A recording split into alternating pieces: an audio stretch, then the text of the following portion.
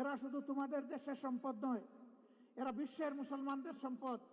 তোমরা আমাদের জন্য কিছুদিনের জন্য তাদেরকে দিয়ে দাও। আমরা তাদেরকে জবাব দিয়েছি, আপনাদের আন্তরিকতায় আমরা মুগ্ধ, ভালোবাসায় মুগ্ধ।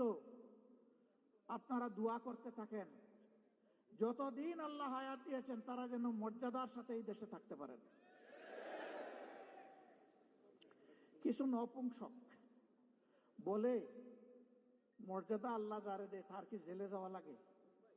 আরে তোমরা তো আগে বলেছিলে, এখন তোমাদের ব্যাপারে আমরা কি বলবো একটু বলো তো। আমরা ওটা বলতে চাই না।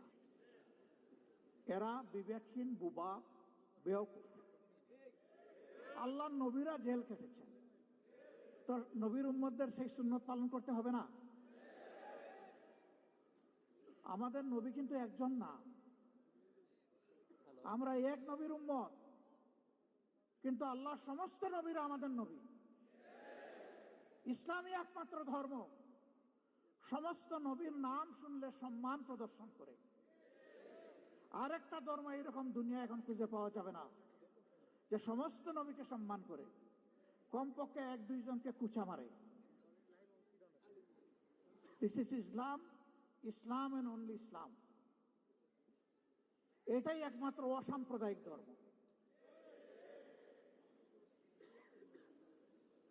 না রে ভাই, দেশের ভিতর থেকে আমরা দাওয়াত পেয়ে যাইনি, আবার দেশের বাইরে থাকা লোকটাকে কেউ আটকায় রাখতে পারেনি।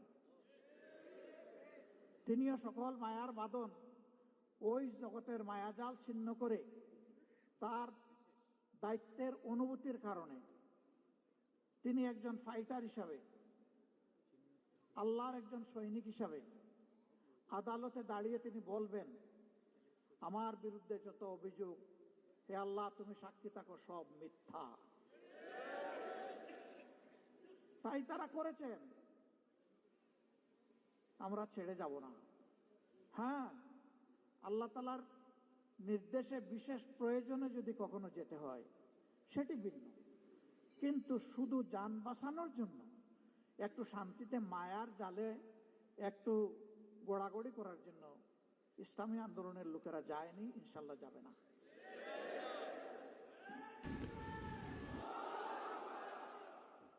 আমি বলে থাকি, যাবই বা কোথায়? আমাদের তো একটি বেগম পাড়াও নাই, পিসি পাড়াও আমাদের নাই, যাবো কোথায়? কারো আছে বেগম পাড়া, কারো আছে পিসি পাড়া, আমাদের নাই তো ওটা, এবং আমাদের এটা প্রয়োজনও নাই। আলহামদুলিল্লাহ, আল্লাহ যে জায়গায় মায়া করে, মহব্বত করে পয়দা করেছেন, এই জায়গাতেই যেন আল্লাহ বেশি করে বরকত দিয়ে দেন। এবং সেই বরকতটা শুধু যারা মুমিন মুসলমান, সাচ্চা মুসলমান না, আল্লাহর পক্ষ থেকে রহমত যখন জোরে, ওই নাফরমানও রহমতের অংশীদার হয়ে যায়। দুনিয়ায় সেও তার ভাগ পায়, আখিরাতে আল্লাহ রহমতের হিসাব তার কাছ থেকে নেবেন, কিন্তু দুনিয়ায় সেও পেয়ে যাবে। এই জন্য আমরা যা চাই এটি হচ্ছে যে আল্লাহর আইন হচ্ছে শ্রেষ্ঠ আইন। আজ পর্যন্ত কারো বলার দুঃসাহস হয় নাই যে আল্লাহর আইনের চাইতে জমিনের উপরে কোনো শ্রেষ্ঠ আইন আছে, এবং কিয়ামত পর্যন্ত এটা কেউ বলতে পারবে না। যত বড় দার্শনিক হোক, কেউ বলতে পারবে না। তো শ্রেষ্ঠ আইন যেখানে আছে সেখানে শ্রেষ্ঠ আইনের প্রয়োগটাই আমরা চাচ্ছি, এর বেশি কিছু চাই না। ভয় দেখানো হয়, যদি কোরআনের আইন চালু হয় তাহলে মা বোনরা তো ঘর থেকে বের হতে পারবেন না। যদি কোরআনের আইন চালু হয় তাহলে যারা অন্য ধর্মের মানুষ তাদের কোনো নিরাপত্তা থাকবে না। আমরা যারা কোরআনের আইন চালু করার জন্য আল্লাহর দেওয়া তৌফিকের জন্য চেষ্টা করছি, আমাদের মা বোনরা ঘর থেকে বের হয় না, সমাজের বিভিন্ন পেশায় তারা কাজকর্ম করে না, আত্মীয় স্বজনের বিপদ আপদ হলে তারা দৌড়ে যায় না, তারা সমাজের উন্নয়নে অবদান রাখে না। কেসারেন শেকড় থেকে শিখরে। তারা শিক্ষা প্রতিষ্ঠান, সর্বোচ্চ শিক্ষা প্রতিষ্ঠানে গিয়ে লেখাপড়া করে না, তারা লেখাপড়া করায় না, সবই করে। রাসূল করিম সাল্লাল্লাহু আলাইহি সাল্লাম এই সব কিছুর সুযোগ যত সাহাবিয়া ছিলেন, উম্মাহাতুল মুসলিমিন ছিলেন, সবার জন্য খুলে দিয়েছিলেন।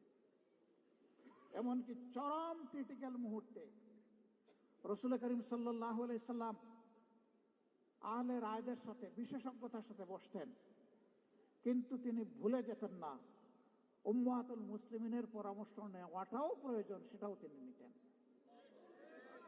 তার বাস্তব নমুনা সুলহে Hudaibiya.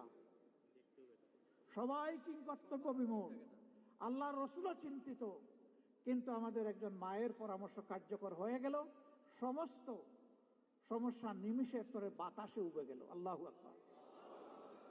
This is beauty of Islam. মায়েদের কোনো মর্যাদাই ছিল না, মা হিসাবে কোনো মর্যাদা ছিল না। ইসলাম এসে তাদের হাতে এই মর্যাদা তুলে দিয়েছে। এর চাইতে বড় মর্যাদা কেউ দিতে পারবে না, যতই মায়া কান্না করুক, বরঞ্চ আমাদের সর্বনাশ করবে।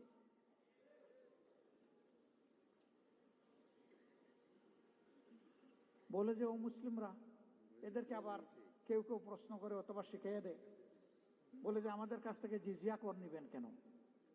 একজন বড় লিডার একটা ধর্মের আমাকে এই প্রশ্ন করলেন।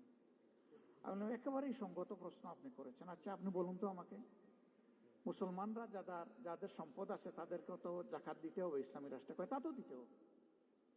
যে আপনি কি জাকাত দিবেন? কয় না, আমি তো মুসলমান না, আমি জাকাত দেবো কেন? তো জাকাত তো আল্লাহর নির্ধারিত ট্যাক্স।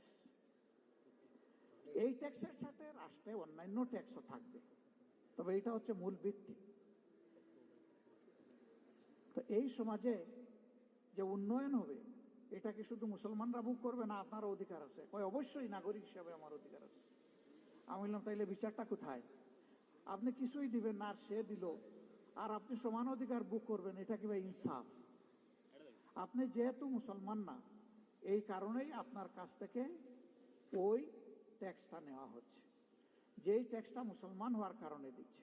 তবে একজন গরিবের উপর যেমন জাকাত নাই, একজন গরিব হিন্দু, বৌদ্ধ, খ্রিস্টানের উপরেও তেমন ট্যাক্স নাই।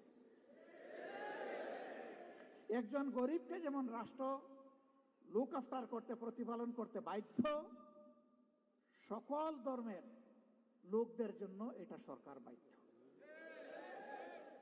বলে তাইলে আমার আর কোনো কথা নাই, আমরা তো এটা জানতাম না, তো এটা কি হবে? আমি বললাম যে নাটোরের লাড্ডু খাইতে কেমন মজা, এটা মুখে না দিলে আপনি বুঝবেন কিভাবে? আমি এটার প্রয়োগ শুরু হোক, তারপরে দেখবেন যে হয় কিনা। এই প্রয়োগে আপনাদের সবার সহযোগিতা আমরা চাই। আমরা আশা করি মানুষ নিজের প্রয়োজনে, নিজের কল্যাণে আমাদের এই উদ্যোগে ইনশাল্লাহ সবাই সম্পৃক্ত হবে। আমরা তার আলামত চতুর্দিকে এখন দেখতে পাচ্ছি, আলহামদুলিল্লাহ। এখন আমাদের বিভিন্ন ধর্মের ভাইয়েরা আসছেন আমাদের সাথে ওপেন মঞ্চে, পাবলিক মিটিংয়ে। তারা নিজের থেকেই বলছেন 54 বছর জামাতে ইসলামের কোনো নেতাকর্মী আমাদের 1 ইঞ্চি জমি চলে বলে কৌশলে আমাদের কাছ থেকে কেড়ে নেয় নাই।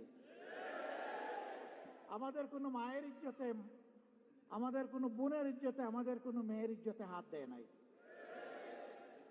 আমাদের ঘর বাড়িতে আক্রমণ চালায় নাই, আমাদেরকে বাস্তু বিটাহীন করে নাই, আমাদের কাছ থেকে চাঁদা দাবি করে নাই। আমরা শিখাইয়া দেই না রে ভাই। তাদেরকে বলি যে আপনি আপনার মনের মতো করে যা ইচ্ছা তাই বলতে পারেন, আপনি বলতে থাকেন। হ্যাঁ, তারা সেখানে এসে তাদের উপর নির্যাতনের কিছু কথা বলে, কিছু দুঃখের কাহিনী শোনায়। আমরা তখন লজ্জিত হই যে আমরা না করি, কেউ না কেউ তো তাদের উপরে এই জুলুমগুলা করে। অথচ আমরা পাশাপাশি প্রতিবেশী, যুগ যুগ ধরে এক জায়গায় বসবাস করে আসছি। লেখাপড়া করতে গেলে একই বেঞ্চে বসে, একই ডেস্কে বই রেখে আমরা লেখাপড়া করেছি। আজকে আমাদের এই সহযাত্রীদের সাথে আচরণ কেন? হ্যাঁ, আমরা চেষ্টা করেছি আমাদের দলটাকে সেইভাবে গড়ে তুলতে, নিয়ন্ত্রণ করতে। আমরা আশা করি এই দলের হাতে আল্লাহ যদি দেশ পরিচালনার দায়িত্ব দেন, এখন আমরা দল নিয়ন্ত্রণ করেছি, আমরা ইনশাল্লাহ দেশও নিয়ন্ত্রণ করতে পারব। আমরা যখন নিজেরা ঘুষ খাবো না, যখন চাঁদা দাবি করব না, যখন আমরা দখলদারিতে যাব না, তখন আশা করি বাকি সকলে বার্তা পেয়ে যাবেন এবং সকলের কান খাড়া হয়ে যাবে। এরপরে আমাদের সংগঠন হোক অথবা যে কোনো নাগরিক হোক, যদি এর কোনো ব্যত্যয় ঘটে তার জন্য সত্যিকারের প্রয়োগ করার মতো আইন থাকবে ইনশাআল্লাহ। এখন আইন আছে, তার প্রয়োগ নাই। যে আইনটা আছে এইটারও যদি প্রয়োগ থাকতো, সমাজের দুর্নীতি, সমাজের দুর্বৃত্তপনা 10 ভাগের 1 ভাগে নেমে আসত। এটারও তো প্রয়োগ নাই। তা আবার প্রয়োগ আছে উল্টা প্রয়োগ। আপনি মারা গেছেন, আপনার ছেলে হবে আপনার হত্যা মামলার আসামি। মেরেছে সরকারের দুষ্ট বাহিনী অথবা গুন্ডারা, আপনার ছেলেকে করবে খুনের মামলার আসামি। 15.5 বছর এগুলো হয় নাই? আমাদের লোক হত্যা করে আমাদেরকে এই মামলার আসামি বানিয়েছে। সম্মানিত ভাইয়েরা, এই দুনিয়ায় 100% ন্যায় বিচার নিশ্চিত করা অসম্ভব। একটা মানুষ তার চেষ্টায় কিংবা নির্দেশে 100 মানুষ খুন করা হয়েছে, আপনি তাকে ফাঁসি কয়বার দেবেন? আপনি এখানে আর ফাঁসি বাড়াইতে পারবেন? একবারে বেশি পারবেন না। কিন্তু আল্লাহ তাআলার কাছে জাহান্নামের শাস্তির বিভিন্ন স্তর আছে। আল্লাহ সেখানে তার পাওনা পরিমাণ শাস্তি তাকে দান করে। এই বিশ্বাস যদি মানুষের অন্তরে থাকে, তাহলে দুষ্কর্ম করার আগে তার কলজা থরথর করে কেঁপে উঠবে, ভূমিকম্প শুরু হয়ে যাবে। আমি কেমনি অপরাধ করব? দুনিয়ার কেউ না দেখুক, আল্লাহ তো দেখছে। এই ভয়টাই জাতির মধ্যে জাগাতে চাই আমরা। এমন একটি সমাজ যদি ইনশাআল্লাহ বাংলাদেশে গড়ে ওঠে, তাহলে জাতি, ধর্ম, দলমত নির্বিশেষে সকলে উপকৃত হবে। এইরকম সম্মেলনে আজকে যারা হাজির হয়েছেন, তারা সমাজ বদলের স্বপ্ন দেখেন। সেই স্বপ্ন যেন ওই লোকের স্বপ্নের মতো না হয়। একজন তার বন্ধুদেরকে বলেছে, গত রাতে খুব তৃপ্তি নিয়ে খেয়েছি, পেট ভরে। গত রাত্রে কখন? ডিনার? জি না, ডিনার না। ডিনার কি খেয়েছিল? বলে হ্যাঁ, তা খেয়ে তো ঘুমিয়ে পড়েছিলাম। তো ঘুমিয়ে পড়েছিলে, ঘুম ভেঙে তুমি কি সাহারি করেছো? কোথাও না। তাইলে কি খেলে? জাম খেলাম, জাম খেলাম, Wix gibt dir die Freiheit, deine Geschichte zu erzählen. তারপরে আপনার কমলা খেলাম, ড্রাগন খেলাম, পেয়ারা খেলাম, আঙ্গুর খেলাম, খেজুর খেলাম, তিন খেলাম, সব খাইছি। ওই রে ভাই, এক সিজনে এত ফল তুমি কোথায় পেলে? আমরা তো বাজারে এগুলা পাই না। কই ভাই, না ভাই, আমি তো স্বপ্নে খেয়েছি। আচ্ছা, স্বপ্নে যে তুমি খেলে, তো আমটা কোন কোয়ালিটির ছিল? কই না, এগুলা দেশে কিছু ভালো ছিল, কিছু পোকাও ছিল, কিছু মিষ্টিও ছিল, আবার কিছু টকও ছিল। কয় থামো, আর বলতে হবে না তোমার। ব্যাকল, তুমি যখন বিনা পয়সায় খাইলে, তাইলে ভালোগুলো বাছাই করে খাইলে না কেন? ওই স্বপ্ন আমরা দেখি না। আমরা সমাজ বদলের বাস্তব স্বপ্ন দেখি, এবং আমরা কোথায় চিড়া ভিজাতে চাই না। আমরা চাই দুধ অথবা পানি দিয়ে চিড়া ভিজবে, আর প্রয়োজনে আমাদের রক্ত দিয়ে চিড়া ভিজবে। সেই রক্ত যদি আল্লাহ মানবতার জন্য, মানবতার মুক্তির জন্য আল্লাহ কবুল করেন, আল্লাহর দরবারে লাখো শুকরিয়া।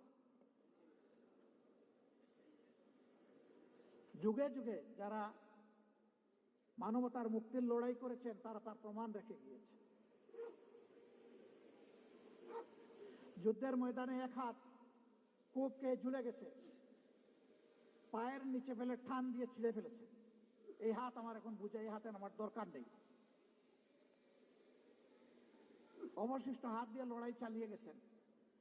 ওই হাতও যখন ঝুলে গেছে, এটাও ফেলে দিছে। সেনাপতি পা দুইটা চাপ দিয়ে ধরেছেন, কমান্ডার ফ্ল্যাগ, ওটাও যখন চলে গেছে, আর পা দিয়ে ধরার সুযোগ নেই, দাঁত দিয়ে কামড় দিয়ে ধরেছেন।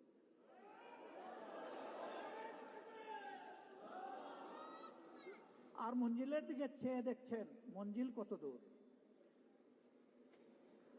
আল্লাহ যেন ওই তৌফিকগুলোই আমাদেরকে দান করেন। ভাই, আল্লাহর হাবিব বলেছেন, খায়রুন নাস মাইয়ান ফাউন নাস। ভাই বোনেরা, সেই মানুষটাই উত্তম যে মানুষের কল্যাণ নিয়ে ব্যস্ত থাকে, চিন্তিত থাকে, পেরেশান থাকে, আর মানুষের অসুবিধা দূর করতে চায়, লেগে থাকে।